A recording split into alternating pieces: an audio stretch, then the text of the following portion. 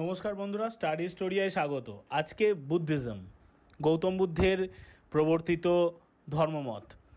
আমরা Lucent GK সিরিজে যেটা চলছিল সেখানে আমাদের পরবর্তী ক্লাস হবে বৌদ্ধ ধর্ম।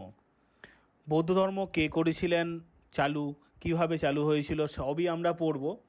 তাহলে শুরু করা যাক আমাদের আজকের ক্লাস বুদ্ধিজম, যেটি গৌতম বুদ্ধের ওপর ভিত্তি করে আছে। আমরা প্রথমেই দেখব গৌতম বুদ্ধ। বুদ্ধের জীবন। বৌদ্ধ ধর্মের প্রতিষ্ঠাতা গৌতম বুদ্ধ জন্মগ্রহণ করেন 563 খ্রিস্টপূর্বাব্দে, যেটি ব্যাপকভাবে স্বীকৃত। আমাদের এটি পড়তে হবে। শাক্য ক্ষত্রিয় বংশের লুম্বিনী বলে একটি বন, সেখানে নেপালে যেটি রুমিনদেহি জেলা, সেখানে এই মহামানবটি জন্মগ্রহণ করেছিলেন। দিনটি ছিল বৈশাখী পূর্ণিমার দিন, লুম্বিনী কাননে। তার পিতা ছিলেন শুদ্ধোধন, তিনি কপিলাবস্তুর প্রজাতন্ত্রী রাজা, এবং মা ছিলেন মহামায়া, কলিয়া প্রজাতন্ত্রের রাজকন্যা। তখন শাক্য, কলীয়, জ্ঞাত্রিক ইত্যাদি গণপ্রজাতন্ত্রী রাজ্য ছিল। তার মায়ের মৃত্যুর পর তিনি তার সৎ মা এবং মাসি, তিনি মহাপ্রজাপতি গৌতমী, তার দ্বারা লালিত পালিত হন। এই মহাপ্রজাপতি গৌতমী আবার পরবর্তীকালে গৌতম বুদ্ধের শিষ্যা হিসাবে দীক্ষা নেবেন। গৌতম বুদ্ধের স্ত্রীর নাম যশোধরা বা গোপা, তিনিও ছিলেন কলীয় বংশের একজন কন্যা, এবং পুত্রের নাম হচ্ছে রাহুল। গৌতম বুদ্ধ যখন বিবাহ করেন তখন তাকে তার যোগ্যতা প্রমাণ করতে হয়েছিল তার শ্বশুর মশাইয়ের কাছে। সেসব গল্প অন্যদিন হয়তো বলা যাবে ইতিহাসের অন্য কোনো ক্লাসে। দেখো, এরপর গৌতম বুদ্ধ যখন জন্মেছিলেন তখনই পঞ্চবজ্ঞীয় ভিক্ষু এবং 105 জন ব্রাহ্মণকে ডাকা হয়েছিল, এবং তারা ভবিষ্যৎবাণী করেছিল যে যদি সচে কুমারও আগারও ভবিষ্যতি রাজা ভবিষ্যতি, যদি কুমার আগারে থাকে মানে বাড়িতে থাকে তাহলে রাজা হবে, কিন্তু অনাগারং পব্যচিতং পশ্যি। তাই পরবর্তীকালে তিনি 4টি দর্শন, একজন বৃদ্ধ, একজন অসুস্থ ব্যক্তি, একটি মৃতদেহ, একটি তপস্বী, তার জীবন ঘুরিয়ে দেয়। যেটি পালিতে বলা হচ্ছে যাদের কথা, সেই পালিতে এই চারজনের কথা বলা আছে যে তিনি যখন ওই শক রাজধানী পরিদর্শন করেছিলেন তখন কমেন জরাজীর্ণং বুদ্ধং ব্যাধি পীড়িতং মতং চ এবমাদি দুঃখে হি পরিমুচ্ছিত কামং পব্যজিতং পশ্যি। তিনি 29 বছর বয়সে গৃহত্যাগ করেছিলেন। এটি ছিল তার মহাবিনিষ্ক্রমণ। তার প্রথম শিক্ষক ছিলেন আরাধ কালারা বা আলারা কালামা, যার কাছে থেকে তিনি ধ্যানের কৌশল শিখেছিলেন। আর তার পরবর্তী শিক্ষক হচ্ছে রুদ্রক রামপুত্র বা উদ্রক রামপুত্রও বলা হয়। ঠিক আছে, আসলে তিনি নিজের পুত্রের জন্মদিনেই গৃহত্যাগ করেছিলেন, যেটি মহাবিনিষ্ক্রমণ বলা হলো। তারপরে তিনি অলার কালামস্য এবং উদ্রক রামপুত্রস্য সন্তিকে অন্তেবাসুক অহসি, তিনি ধর্ম গ্রহণ করেছিলেন। বৌদ্ধ ধর্মের সৃষ্টির পথে তিনি যে ধর্মটি গ্রহণ করেছিলেন সেই ধর্মটিকে বলা হয় মজ্জিম পটিপদা, যেটি পরবর্তীকালে আমি বলবো এই ভিডিওটাতেই তোমাদেরকে। তিনি এই আরাধ কালারা বা আলারা কালাম এবং উদ্রক রামপুত্র, তার কাছে তিনি দুঃখ এবং এই জাগতিক দুঃখ মোচনের জন্য নানান রকম শিক্ষা করেছিলেন, কিন্তু শেষ পর্যন্ত তিনি নিজের ওপরেই ভরসা করে নিজেই উরুবেলায় নিরঞ্জনা নদীর তীরে ধ্যানে বসেন। গৌতম বুদ্ধের জীবনের কতগুলি সিম্বল বলা হয়, যেমন গৌতম বুদ্ধের জন্মকে পদ্মফুল হিসাবে ডিনোট করে, তার গৃহত্যাগ মহাবিনিষ্ক্রমণটাকে ঘোড়া, তার এনলাইটেনমেন্ট মানে নির্বাণ লাভ করাটাকে তার বোধিবৃক্ষেয়, এবং তিনি যে ফার্স্ট সারমন মানে ধর্ম প্রবর্তন করেছিলেন সেটা হচ্ছে চক্র মানে হুইল, এবং তার মহাপরিনির্বাণটা একটা স্তূপের সাইনে সেটি বলা হয়। মানে গৌতম বুদ্ধের জীবনের এই যে 5টি ঘটনা, এই 5টি বিশেষ চিহ্ন দ্বারা সেগুলিকে বলা হয়। তিনি যখন 29 বছর বয়সে গৃহত্যাগ করেন, তারপর 6 বছর তার লেগেছিল নির্বাণ লাভ করতে।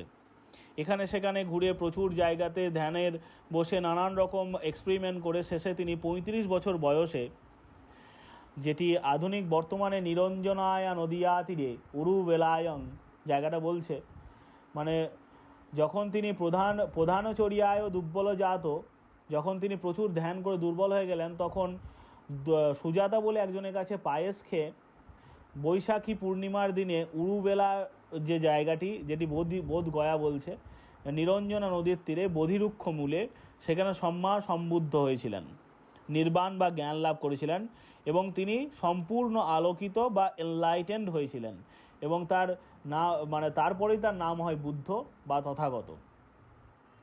এই যে নিরঞ্জনা নদী, সেটি বর্তমান নাম হচ্ছে ফল্গু, এবং এই যখন ফল্গু নদীর তীরে তিনি ওই বোধিলাভ করলেন, নিরঞ্জনায় নদীয়া তীরে, তখন গোটা বিশ্বে মহান একটি কর্ম হলো, তার জন্যে বৃষ্টি হয়েছিল, এবং যারা মহান ব্যক্তি তারা জানতেও পেরেছিলেন যে কেউ একজন সর্বোচ্চ জ্ঞানটি লাভ করেছেন।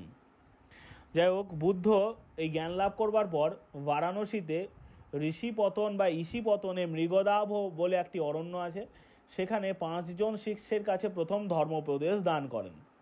কে সেই 5 জন শিষ্য সেটি তোমাদের এই ভিডিওতে লেখা নেই, তোমরা পারলে এটি খাতাতে লিখে নিও। 5 জনের নাম: বদ্যীয়, বাপ্প, মহানাম, অশ্বজি এবং কন্নৈয়া। বদ্যীয়, বাপ্প, মহানাম, অশ্বজি এবং কন্নৈয়া, এই 5 জন পঞ্চবজ্ঞীয় ভিক্ষুকে তিনি প্রথম ধর্ম উপদেশ প্রদান করেছিলেন। এই যে ধর্ম প্রবর্তন করলেন, 5 জনকে ধর্ম দেশনা করলেন, এইটিকে বলা হয় ধর্মচক্র প্রবর্তন।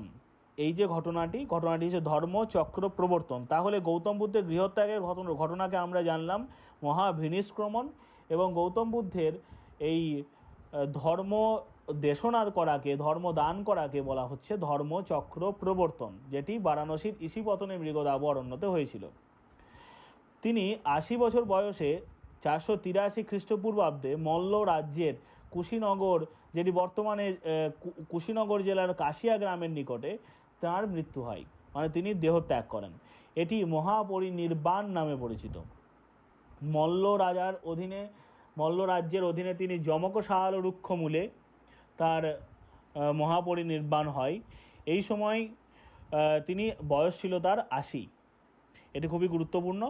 এবং এটি ঘটেছিল কখন না, তিনি একজন কম্মকার পুত্র, মানে একজন কামারের বাড়িতে তিনি শুকর মদ্যবন্তী বলে একটি খাবার খেয়েছিলেন, এবং শুকর মদ্যবন্তী খাবার খাওয়ার পর তার খুব শরীর খারাপ করে, এবং তিনি ওই কুশীনগর বা কুশিনাড়াতে যাওয়ার জন্য তার শিষ্যদের কাছে বলেন, এবং যখন তাকে সেখানে নিয়ে যাওয়া হয়, সেখানে 2টি জোড়া শাল গাছের মাঝে তাকে উপবেশন করানো হয়, তাকে শুয়ে দেওয়া হয়, এবং তিনি সেখানেই তার দেহ ত্যাগ করেন।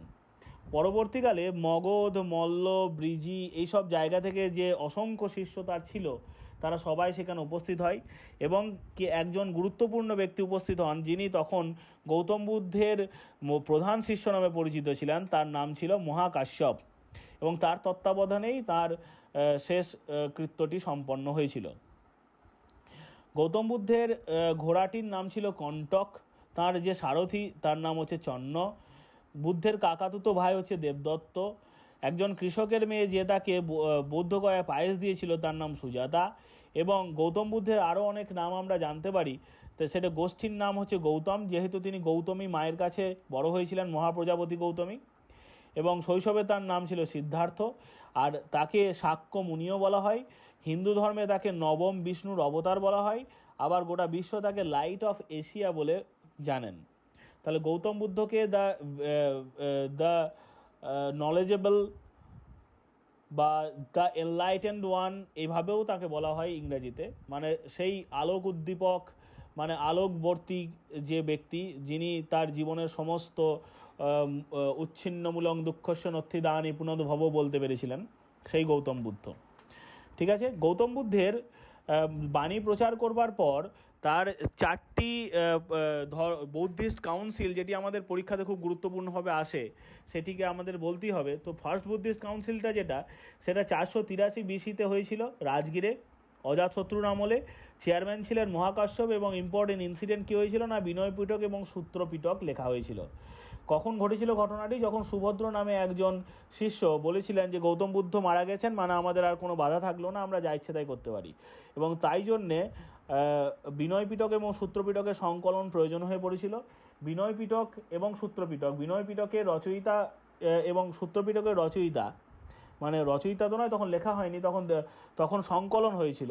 সূত্র পিটকের সংকলন করেছিলেন আনন্দ এবং বিনয় পিটকের সংকলন করেছিলেন উপালি। এরপর দ্বিতীয় বৌদ্ধ সংগীতিটা তার ঠিক 100 বছর পর হয়, 383 খ্রিস্টপূর্বাব্দে হয়েছিল। জায়গাটার নাম হচ্ছে বৈশালী এবং রাজার নাম ছিল কালাশোক, আর চেয়ারম্যান ছিলেন শবকামী। এবং কি হয়েছিল ঘটনাটা, যে ফলোয়ার্স হয়ে ডিভাইডেড, একটা মহাযান এবং হিনযান দুই ভাগে ভাগ হয়ে যায়, মহাসাংঘিক এবং সর্বাস্তিবাদ। এরপর হচ্ছে তৃতীয় বৌদ্ধ মহাসাংঘিক এবং সর্বাস্তিবাদে ভাগ হয়ে যাওয়ার পর তৃতীয় বৌদ্ধ সংগীতিটা ডাকা হয়েছিল অশোকের আমলে। সেটি কখন হয়? 250 খ্রিস্টপূর্বাব্দে হয়। কোথায় হয়েছিল? পাটলিপুত্রতে। রাজা কে ছিলেন? মহামতি অশোক। চেয়ারম্যান ছিলেন তিস্সা মোগালিপুত্তা বা মোগালিপুত্তা তিস্সা। এবং ইম্পর্টেন্ট ইনসিডেন্ট কী ছিল না, অভিধর্ম পিটকটা লেখা হয়েছিল, সেই সময় সংকলিত হয়েছিল। আর এই সময় কেন হয়েছিল না, ব্রাহ্মণরা দলে দলে রাজ অনুগ্রহ পাওয়ার জন্য বৌদ্ধ ধর্মে যোগদান করেছিল। তার ফলে বৌদ্ধ ধর্ম কলুষিত হয় এবং এই তৃতীয় বৌদ্ধ সংগীতিটি ডাকতে হয়। চতুর্থ বৌদ্ধ সংগীতি কাশ্মীরে হয়েছিল 72 AD-তে। কনিষ্কের আমলে বসুমিত্র চেয়ারম্যান ছিলেন এবং বুদ্ধিজম মহাযান এবং হিনযামে ভাগ হয়ে যায়। বৌদ্ধ ধর্মের এই চতুর্থ বৌদ্ধ সংগীতিতে মহাযান এবং হিনযান থেকে কোশ্চেন আসে যে মহাযান ছিলেন কে? মহাযান হচ্ছে কনিষ্ক এবং হিনযান ছিলেন অশোক। এবার বৌদ্ধ ধর্মের মতবাদ বলতে গেলে চত্বারি অরিয় সচ্চানি মানে 4টি আর্য সত্য বলা হয়। 4টি আর্য সত্য, এটি হচ্ছে বৌদ্ধ ধর্মের সারাংশ। কি কি না, দুঃখং অরিয় সচ্চং, দুঃখ সমুদং অরিয় সচ্চং, দুঃখ নিরোধং অরিয় সচ্চং এবং দুঃখ নিরোধগামিনী পরিপদা অরিয় সচ্চং বলে এই 4টি আর্য সত্য আছে। জীবনে দুঃখ আছে, দুঃখের কারণ আছে, দুঃখের নিবৃত্তি আছে মানে দুঃখের নিরোধ আছে এবং দুঃখ নিবৃত্তির উপায় আছে।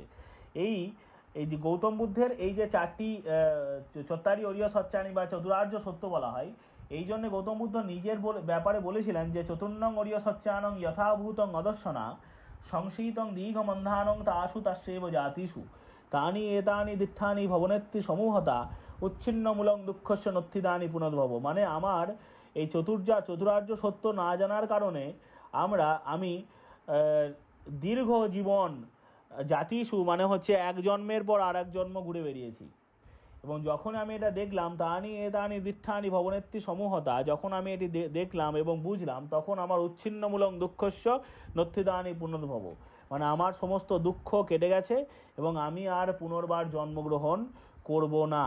তাহলে জীবনের এই দুঃখ, সব্বাম দুঃখম বলছে, জীবনের এই দুঃখ যেটি বলছে, এই জীবনের দুঃখের কথাটা বলা হচ্ছে কি, জাতিপি দুঃখা মানে জীবনটাই দুঃখ, জন্মটাও নেওয়াটাও দুঃখ, ব্যাধিপি দুঃখা মানে ব্যাধি হলেও দুঃখ, মরণম্পি দুঃখং মরণ হলেও দুঃখ, অপ্রিয়েই সম্পয়োগ দুঃখ মানে অপ্রিয় ব্যক্তিদের যদি সংসর্গে থাকা হয় তাহলেও দুঃখ হবে, প্রিয়েহি বিপ্রয়োগ দুঃখ, প্রিয়জনের থেকে দূরে থাকলেও দুঃখ। তাহলে সব কিছুতেই দুঃখ। সেই দুঃখ নিরোধের জন্য আমাদের পথ খুঁজতে হবে। কী সেই পথগুলির হচ্ছে, একটি হচ্ছে মধ্যিম পটিপদা, যেটিকে বলা হয় মধ্যিম পন্থা, একটা হচ্ছে পটিচ্চ সমুৎপাদ, এইসব নানান রকমের উপায় তিনি বলেছিলেন। আমাদের কারণ প্রক্রিয়া তত্ত্ব, ক্ষণ অস্থিরতা, অস্তিত্বে অস্থায়িত্বের তত্ত্ব, কামনা দুঃখের মূল কারণ, জীবনের চূড়ান্ত লক্ষ্য হলো নির্বাণ, শান্তি ও আনন্দের শাশ্বত অবস্থা, যার অর্থ জন্ম মৃত্যুর চক্র থেকে সম্পূর্ণরূপে মুক্তি। অষ্টাঙ্গিক মার্গ আমরা জানি, অষ্টাঙ্গিক মার্গকে আমরা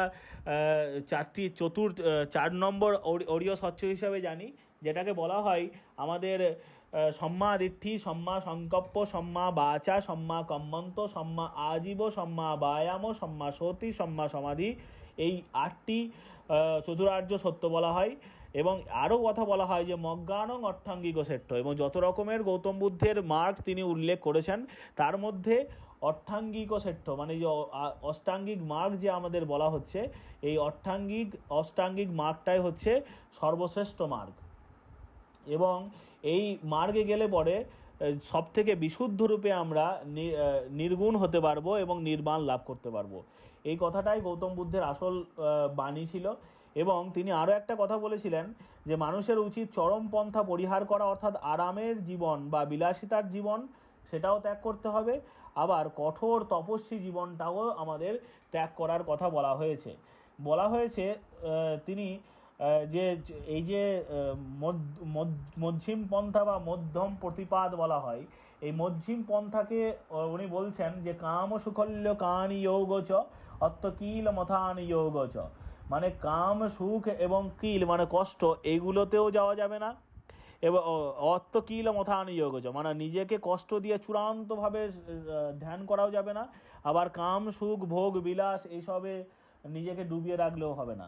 মাঝামাঝি এমন একটা পথের মধ্য দিয়ে চলতে হবে যার মধ্য দিয়ে আমরা সম্যকভাবে জ্ঞান লাভ করতে পারি এবং সম্যক নিজের জীবনযাপন করতে পারি, নিজের সৎ বাক্য বলতে পারি, সৎ কর্ম করতে পারি, সৎ জীবিকা করতে পারি, সম্যক চেষ্টা করতে পারি। এই সব কার্যকারণের মধ্যে তিনি বৌদ্ধ নির্বাণ লাভের কথা বলেছিলেন। যাই হোক, গৌতম বুদ্ধের প্রবর্তিত ধর্মপথকে তিনটি ত্রিরত্ন বলা হয়। একটা হচ্ছে বুদ্ধ, একটা ধর্ম, একটা হচ্ছে সঙ্ঘ। এই তিনটিকে একসাথে বলা হয় ত্রিরত্ন। বুদ্ধ মানে গৌতম বুদ্ধের শরণাপন্ন হতে হবে, মানে ওনার মতবাদ করা বাণীগুলি যেটিকে ধম্ম বলা হয়, সেই ধম্ম পথে চলতে হবে এবং সেগুলি করার জন্য কোথায় থাকতে হবে না সঙ্গতে থাকতে হবে। এটাই ছিল বৌদ্ধ ধর্মের মূল প্রতিপাদিত বিষয়। এবং আমরা আগামী ভিডিওতে অবশ্যই গৌতম বুদ্ধের ওপর যে বাণী, বৌদ্ধ ধর্মের ওপর যে বাণী, সেগুলোর লিখিত অবস্থায় মানে বুদ্ধিস্ট যে লিটারেচারগুলো আছে সেইগুলো সম্বন্ধে আলোচনা করব এবং আশা করি তোমাদের ভিডিওটি খুব ভালো লেগেছে। আমি চেষ্টা করেছি ভিডিওটাকে অনেক তথ্য সমৃদ্ধ করার। ভিডিওটা একবার দেখলে তোমাদের মাথায় হয়তো সবসময় থাকবে না, সেই জন্য লিখে রাখবে। ধন্যবাদ ভিডিওটি দেখার জন্য। যাদের ভালো লাগবে অবশ্যই চ্যানেলটিকে সাবস্ক্রাইব করে দেবে। Thank you. To be continued this series letter.